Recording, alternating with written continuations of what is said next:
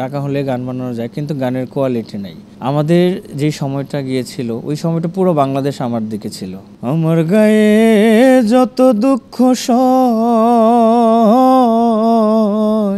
আমি মাঝখানে একটু দেশের বাইরে ছিলাম, যে কারণে গান থেকে একটু দূরে ছিলাম। আর বাংলাদেশটা হচ্ছে গুজবের দেশ, একটু হলে আর একটু বানায়। দর্শক, এই মুহূর্তে আমার সাথে যে মানুষটি উপস্থিত আছেন তিনি গানের জগতে খুবই সুপরিচিত মুখ।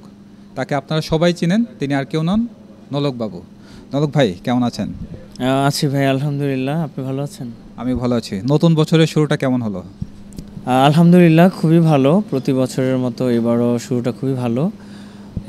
বর্তমানে স্টেজ শো, আমরা তো আসলে সিজন টাইম চলছে এখন, শীতের সময়টা আমরা স্টেজ প্রোগ্রাম নিয়েই ব্যস্ত থাকি বেশি। তো অন্য সবার মতো আমারও সেম।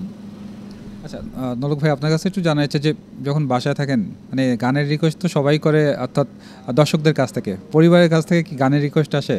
কোনো একটা প্রোগ্রাম হোক বা ফ্যামিলি গেট টুগেদার হোক, এমন এমন এমন ক্ষেত্রে?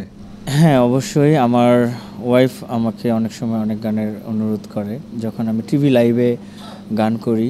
বিশেষ করে আমার বাচ্চা, আমার ছোট ছেলে আদিয়াত, সেও আমাকে অনেক সময় বলে যে বাবা আজকে তুমি লাইভে এই গানটা করবা। আর ওরা যখন আমার সাথে স্টেজ প্রোগ্রামে যায় তখনও অনেক রিকোয়েস্ট করে। যেহেতু পুরানো বছর ফেলে আসলাম আমরা, 2024টা কেমন ছিল আপনার কাছে? 24টা একটু ডিফারেন্ট ছিল, কারণ এই যে আন্দোলন, তারপরে দেশের পরিস্থিতি, সব কিছু মিলিয়ে আসলে আমরা যেরকম বছরটা চাই, যে সুন্দর পরিবেশটা চাই, ওই পরিবেশটা ছিল না। এখন তো আলহামদুলিল্লাহ, এখন তো সব কিছু ঠিক আছে। মিউজিক ইন্ডাস্ট্রি আসলে বর্তমান অবস্থা কি, আপনার কি মনে হয়? মিউজিক ইন্ডাস্ট্রির বর্তমান অবস্থা ভালো, অতটা খারাপও না আবার অতটা ভালো না। মানে ভালো, মোটামুটি ভালো। কারণ এখন আপনার ওই ইউটিউব বেস গানগুলো মানুষ শুনতেছে, এর ভিতরে ভালো গান আসতেছে, খারাপ গান আসতেছে।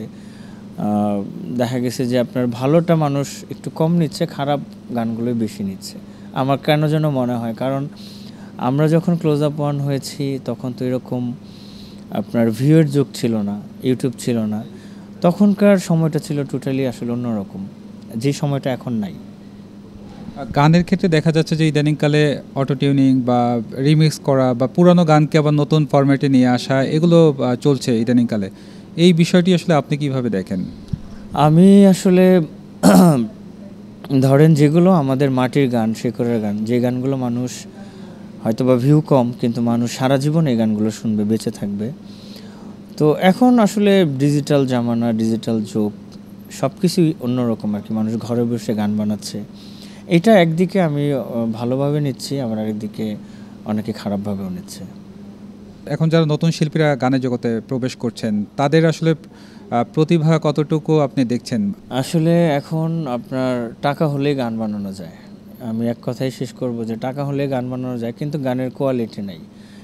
এমন এমন গান আসতেছে যে গানগুলো হয়তো বা 15 দিন, 20 দিন, 1 মাস চলতেছে, এরপরে মার্কেট থেকে আউট হয়ে যাচ্ছে। আমি সবাইকে বলবো যে এমন কিছু গান করেন যে গানগুলো সারা জীবন থাকবে। আমি এই পর্যন্ত আল্লাহর রহমতে 1000 গান করেছি, হয়তো বা এর ভিতরে 2-3টা গান, 2-4-5টা গান মানুষের মানে ইউটিউবের যুগ তো, ভিউ হয়েছে। কিন্তু এমন কিছু গান আছে যে গানগুলো এত সুন্দর, এই গানগুলোর ভিউ হয়তো বা কম, কিন্তু ওই গানগুলো সারা জীবন বেঁচে থাকবে। ওই গানের একটা গানের ভিউ যদি হয় 10,000, আমার কাছে সেটা 10 কোটির সমান আমি মনে করি। আর অনেক গান হচ্ছে যেগুলো দেখা গেছে যে আপনার 1 মাসেই 2-4-5-10 মিলিয়ন ভিউ হচ্ছে, ওই 1 মাস পরে এই গান আর কেউ শোনে না। তো ওই টাইপের গান আমি জীবনে করবো না, করতেও চাই না। গানের জগতের মানুষ যেহেতু গান নিয়ে আছেন, গান নিয়ে আসলে ভবিষ্যৎ পরিকল্পনা কি?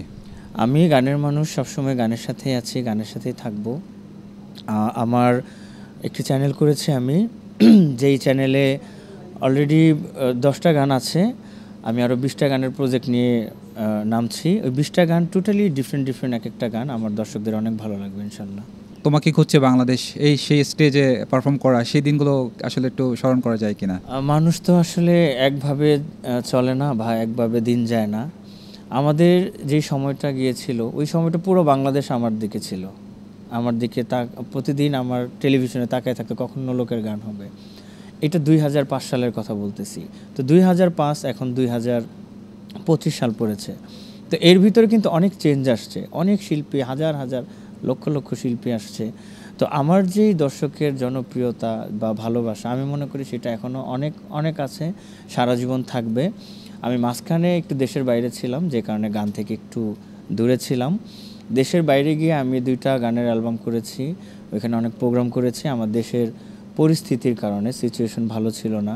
কোটি কোটি মানুষের ভালোবাসায় ফ্রিজ, টিভি এবং এসিতে দেশের 1 নম্বর ব্র্যান্ড ওয়ালটন। দর্শকদের জন্য আপনার প্রিয় কোনো গান, অর্থাৎ ক্লোজ আপ ওয়ান তারকা হিসাবে তখন যে জনপ্রিয় অনেকগুলো গান গেয়েছিলেন, তার মধ্যে থেকে কোনো একটি গান গেয়ে একটু শোনানোর জন্য।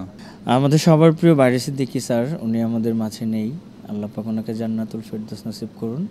আমি ওনার একটি গান অনেক বেশি জনপ্রিয় হয়েছিল আমি গাওয়ার পরে, সেই গানটা 2 লাইন গেয়েছি। আমার গায়ে যত দুঃখ সয়,